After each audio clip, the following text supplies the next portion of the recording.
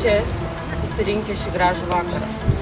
Nejaugi teisinėje valstybėje mūsų vaikai gali būti prievartaujami, o vaikų motinos likti nepriekaištingos reputacijos. Cituoju, nei nėra net nusikeikit viešai.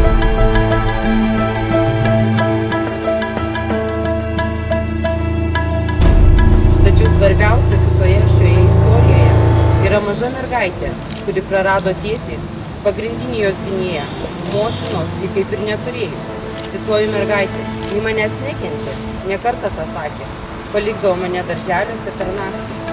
Buvo seksualiai išnaudojama ir tvirkinama, ir kurios parodymai teisinėje valstybėje tai yra tik kažkieno primokymai.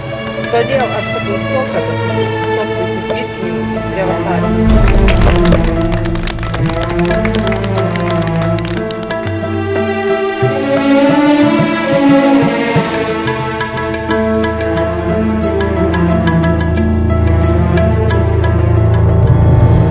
Ir nors ši istorija plačiai aptarinėjama, daugybė straipsnių, televizijos laidų, nuomonių, tyrimų, tačiau teisiškai ir socialiai vaikas nėra apgintas. Psichologų išvados gana vieningai liudija. Vaikas nelinkęs fantazuoti. Mažo žmogaus didelis pasaulis. Pasaulis, kuriame vaikai turi jaustis saugus.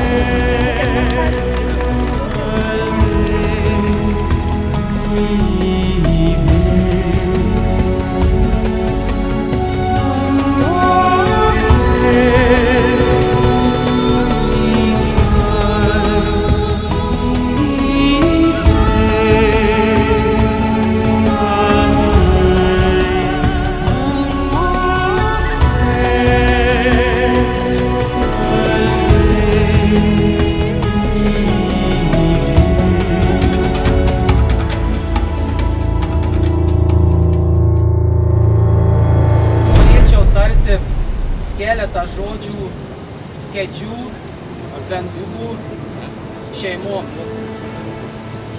Jūs praradot sūnų, brolį, mergaitai prarado tėtį, bet jūs atradot tūkstančius draugų visame pasaulyje.